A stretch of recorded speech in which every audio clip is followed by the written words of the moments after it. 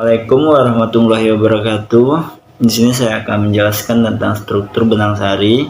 Benang sari itu terbagi menjadi tiga, yaitu tangkai sari, kepala sari, atau penghubung ruang sari.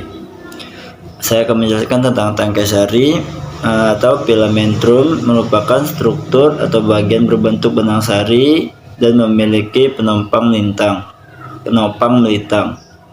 Pada kebanyakan benang sari umumnya filum berbentuk bulat. Kepala sari atau antera. Kepala sari terletak pada bagian ujung tangkai sari.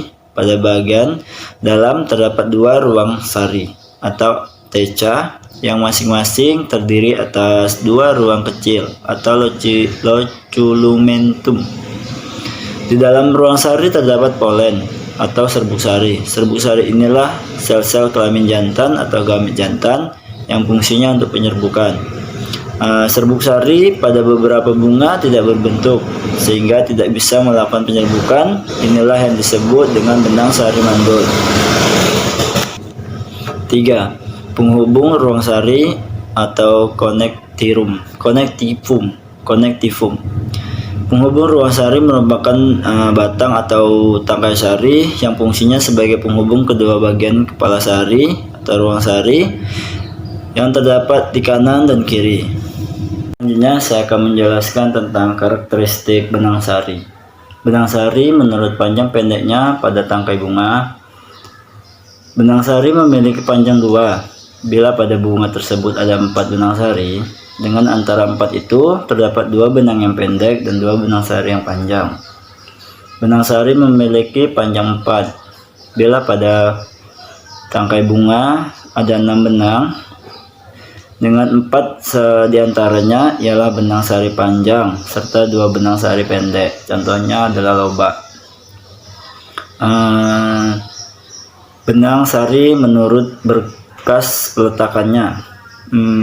Benang sari memiliki berkas 1 ataupun tungkal 1. Itu bisa terjadi jika seluruh tangkai sari dalam satu bunga akan menempel jadi satu. Contohnya adalah bunga sepatu.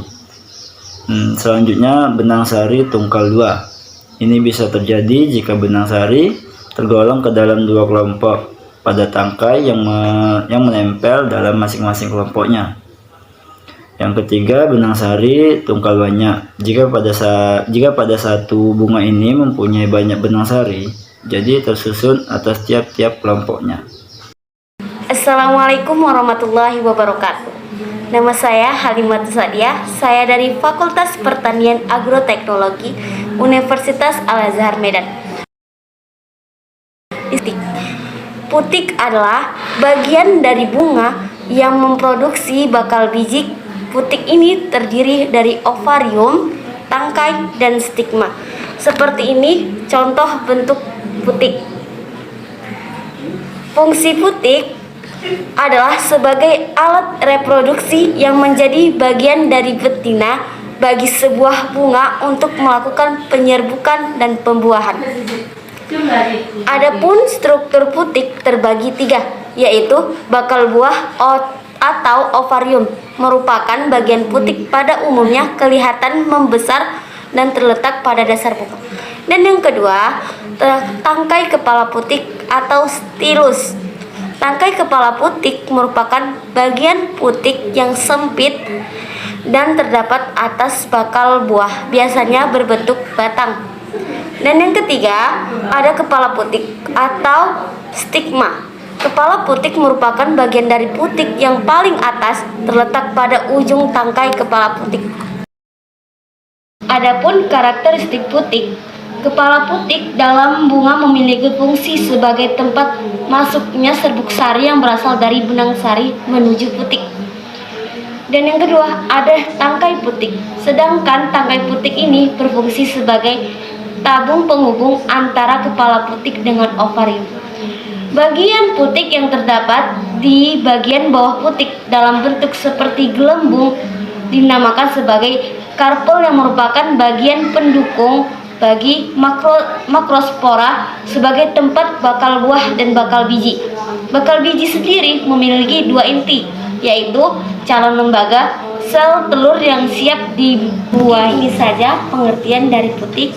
Sekian dan terima kasih. Assalamualaikum warahmatullahi wabarakatuh. Assalamualaikum warahmatullahi wabarakatuh. Di sini saya akan menjelaskan tentang kelenjar madu dan serta fungsinya. Pengertian kelenjar madu ialah nektar, sekresi kental manis nektar atau kelenjar dalam bunga, batang, dan daun tanaman. Fungsi kelenjar bunga pada madu berfungsi untuk memancing serangga agar mendekat dan membantu proses penyerbukan. Nah, fungsinya itu ialah untuk memancing serangga yang lain agar mendekat dan membantu penyerbukan. A. Kelenjar madu berdasarkan asalnya dapat dibedakan ke dalam.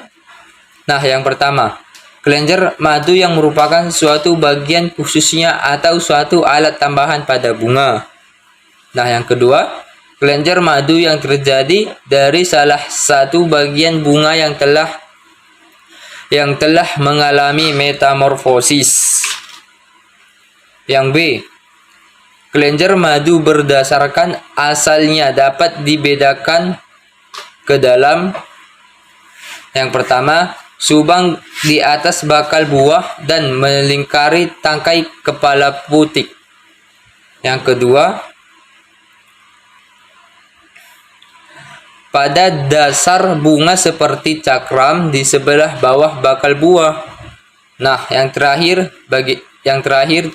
C, kelenjar madu berdasarkan asalnya dapat dibedakan menjadi daun mahkota benang sari dan bagian selainnya pada bunga. Saya Nur Khairani. Di sini akan bertanya kepada Reza Effendi, apakah kelenjar madu itu sama dengan nektar? Terima kasih. Baik, saya akan menjawab pertanyaan dari Nur Khairani. Apakah kelenjar madu sama dengan nektar? Kelenjar madu atau nektari, kelenjar yang terdiri atas sel-sel dan yang menghasilkan cairan yang mengandung gula. Terdapat pada bunga penyerbukannya bergantung kepada serangga yang terangsang oleh cairan gula tersebut. Kelenjar madu sama dengan nektar karena sama-sama memiliki fungsi menarik penyerbuk sebagai bahan baku untuk menghasilkan nek madu. Terima kasih Nurul. Assalamualaikum warahmatullahi wabarakatuh. Nama saya Sri Wulandari. Saya ingin bertanya kepada Abdul Rojak. Coba jelaskan bagaimana proses penyerbukan bunga yang dilakukan dengan bantuan serangga. Terima kasih. Baik, di sini saya akan menjawab pertanyaan dari Sri Wulandari. Jelaskan bagaimana proses penyerbukan bunga yang dilakukan dengan bantuan serangga. Jadi, serangga hinggap di bagian bunga yang memiliki sari madu, sehingga kaki-kakinya menginjak serbuk sari sampai menempel. Serbuk sari yang banyak menempel di kaki serangga akan ikut bawa jika ia terbang ke bunga lain dan akan menempel lagi di bagian kepala putik bunga tersebut saat serangga menginjaknya. Penyerbukan terjadi saat serbuk sari menempel di kepala